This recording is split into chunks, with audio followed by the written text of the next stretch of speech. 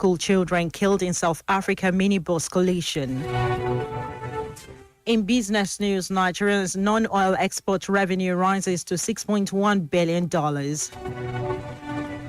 In entertainment news, Mercy Johnson withdraws defamation case against TikToker Eddie Bleeze. From the world of sports, Nigeria moved to 26th position in latest FIFA ranking.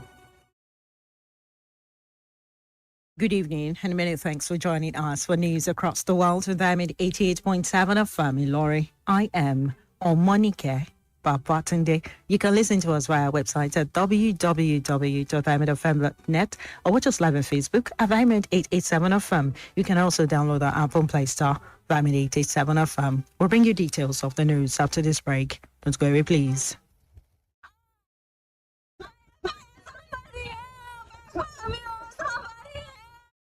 We've all heard about home fires taking lives and destroying all that a family owns. These tragedies are reminders for us to double-check for fire safety. Make sure your home has properly installed and working smoke alarms. Practice a fire escape plan. Never leave cooking food unattended for long. Teach children never to hide but leave if there's a fire. Switch off all electrical appliances when not in use. In cases of fire, remember, the most important thing to do is to protect lives first. This message is reaching you from Diamond 88.7 FM, Ilorin.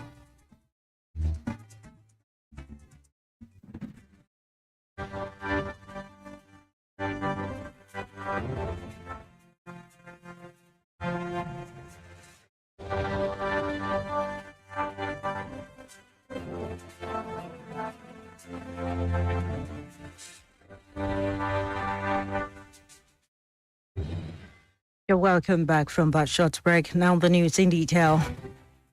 The Emir of Ilorin and Chairman of the Kwara State Traditional Rulers Council, Alhaji Ibrahim Sulugambari CFR, has announced the death of the Chief Imam of Ilorin, Sheikh Mohammed Bashir Imam Salih OON. In a condolence message issued today by his Press Secretary, Dr. Abdulaziz Aruna, the Emir conveyed the news of the cleric's passing and his acceptance of Allah's will. The Imam passed away earlier today, aged 75. According to the statement, the demise of Sheikh Mohammed Bashir Imam has caused us in Ilorin Emirate great sadness of no particular measure. Sulugambari therefore pray Almighty Allah to grant Salih absolute forgiveness, accept his good deeds and admit him into Al-Jannatu Firdaus.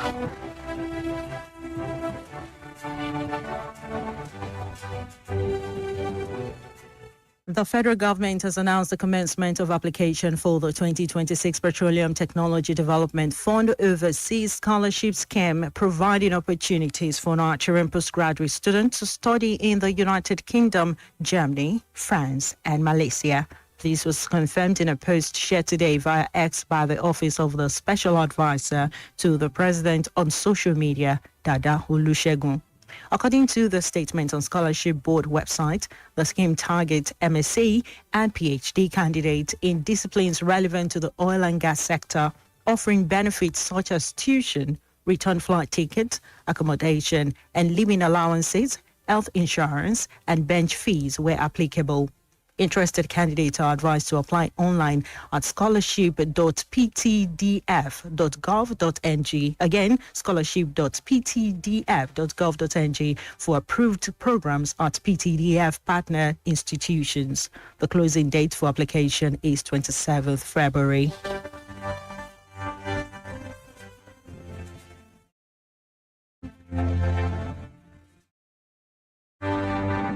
The Lagos State Governor Babajide Sanwo-Olu has signed the 4.4 trillion naira 2026 appropriation bill into law.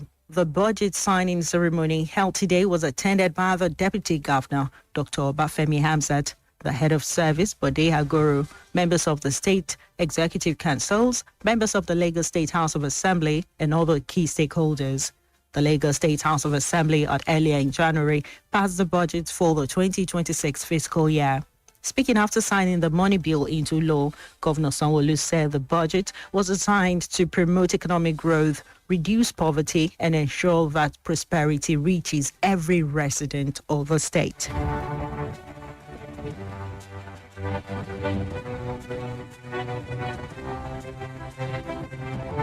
Sokoto State Governor Ahmed Aliyu has assured traders affected by a fire outbreak at the Old Market in Sokoto of government support following the destruction of dozens of shops. The fire razed several shops in the market, destroying goods estimated to be worth hundreds of millions of naira. No casualty was recorded. Governor Aliyu, who visited the scene to assess the damage and sympathize with the affected traders, described the incident as a major setback, noting that the old market plays a critical role in the state's economy. He assured traders that the state government would support those affected, urging them to remain hopeful despite the losses. The governor also commended the Sokoto State Fire Service, traders and volunteers for their effort in containing the fire and preventing it from spreading to other parts of the market.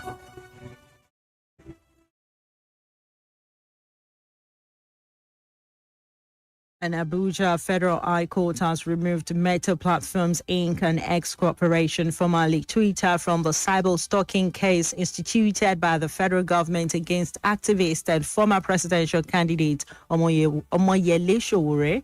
The development followed the prosecution's decision to amend the charge, effectively leaving Sowore as the sole defendant in the market. On the matter, Sowore was arraigned on December 2nd, 2025 on a cyber crime charge alongside Meta Platform Inc. and X Corporation. The resumed hearing today before Justice Umar, lead prosecution counsel Akilolu Kende, SAN, informed the court that an amended charge filed on December 5th, 2025 was ready to be read without objections from the defense. Justice Umar granted the application and struck out both companies from the case.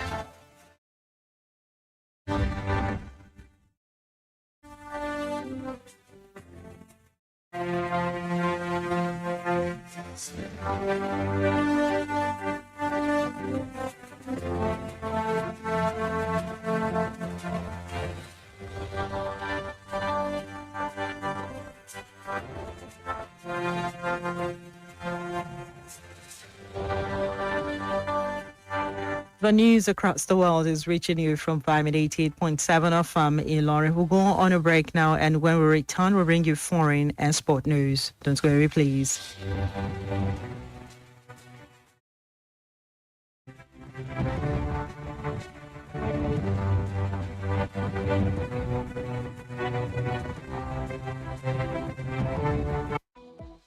Follow us on social media, Facebook, Twitter and Instagram at Diamond 87 FM.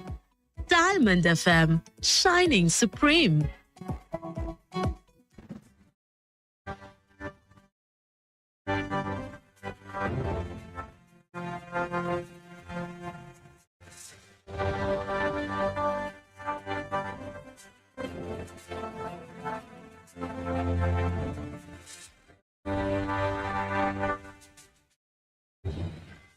You're welcome back from that break. You're still listening to news across the world, reaching you from Vitamin 88.7 FM Iroyin. Away from the local scene, now we move on to the foreign stories. A minibus carrying students to school collided with a truck south of Johannesburg, killing 13 pupils. The crash happened near the industrial city of Vanderbijl Park, about 60 kilometers south of Johannesburg. Police said the driver of the minibus appeared to have lost control while attempting to overtake other vehicles. The toll rose to 13 after an injured child died of their injuries. Authorities did not immediately release the ages of the children, but Provincial Education Minister Matome Chileone said that they were from primary schools where pupils were aged from 6 years and also high schools. It was the latest in a string of deadly crashes in a country whose modern road network is undermined by rampant speeding, reckless driving, and poorly maintained vehicles.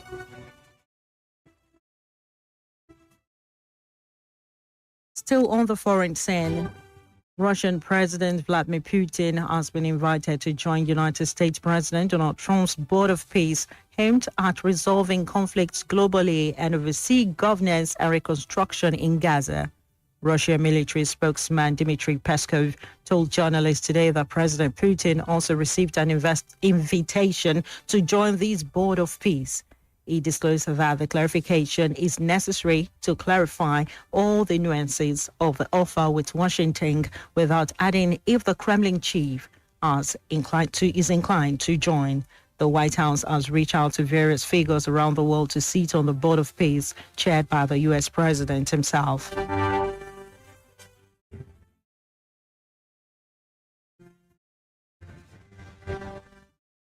And that ends our foreign news. Up next is our business news. Diamond FM Business News.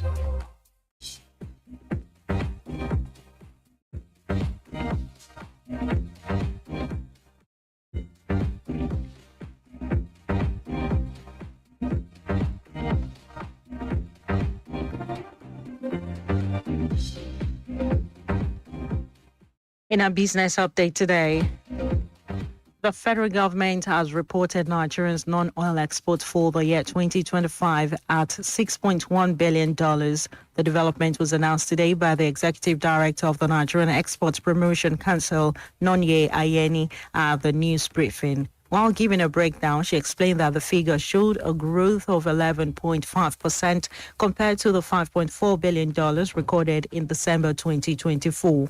Ayeni noted that while the top three exports destinations for the year were the Netherlands, Brazil, and India, a total of 1.23 million metric tons of goods were exported to 11 economic communities of West African states, ECOWAS countries, with Ghana, Cote d'Ivoire, Togo, and Benin topping the list. She, however, explained that the exit of Burkina Faso, Mali, and Niger led to a decline of trade within the ECOWAS sub-region as well as Africa.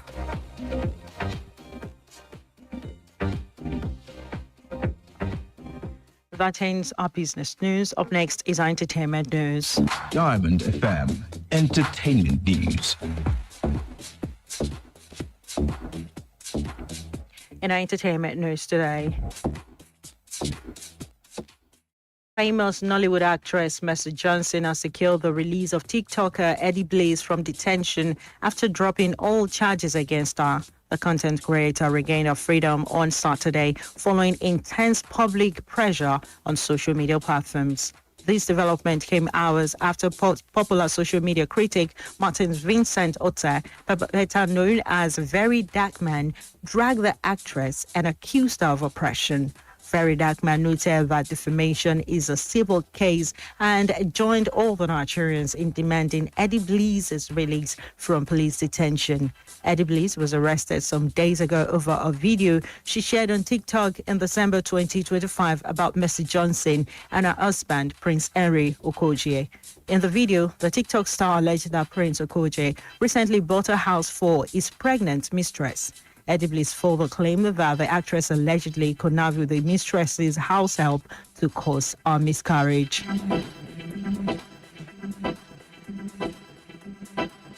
That ends our entertainment news. Up next is our sport news. Diamond FM Sports News.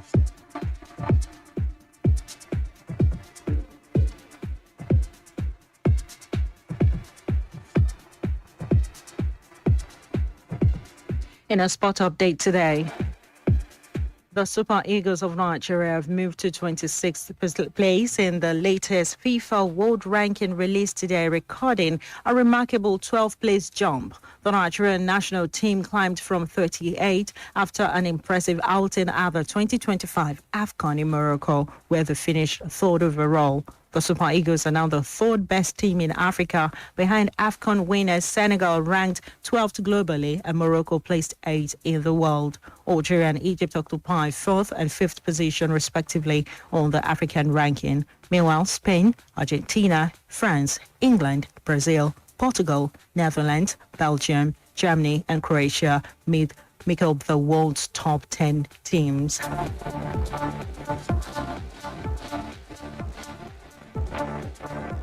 Still from the exciting world of sport. FIFA President Gianni Infantino has reacted to the chaos that broke out during the 2025 AFCON final match. Tensions broke out at the stadium in Rabat as Senegal won 1-0 against Morocco. The decisive moment came when the match referee, Jean-Jacques Ndala, controversially gave a penalty to the Atlas Lion due to a foul on Brahim Diaz. Ndala's decision caused outrage among the Senegalese players who felt aggrieved not only by the penalty call, but also by his earlier decision to disallow their goal because of a foul on Hakimi. Opaebiti's men then opted to leave the pitch before they were urged to leave by the team Sadio Mane. Reacting to the development, Infantino insisted that it is unacceptable for Senegalese players to leave the pitch in such a manner.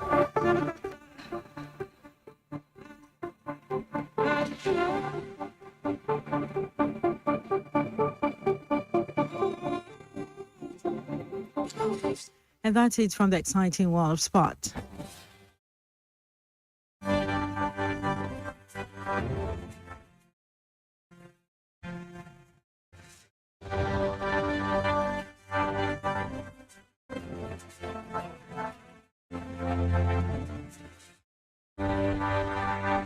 With that, we've come to the end of news across the world. But before we go, here's a recap of the major highlights. Emir of Ilorin mourns Ilorin Chief Imam who dies at 75. Federal government opens application for 2026 overseas scholarships. Lagos governor sent 2026 appropriation bill into law. And on the foreign scene, 13 school children killed in South Africa minibus collision. In business news, Nigeria's non-oil export revenue rises to $6.1 billion. In entertainment news, Mr. Johnson withdraws defamation case against TikToker Eddie Bleeze.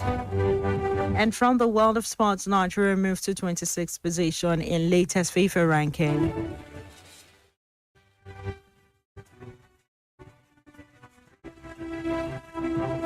Did you know that on this day in 1999, the first BlackBerry device named the BlackBerry 850 was released and launched? Now you know.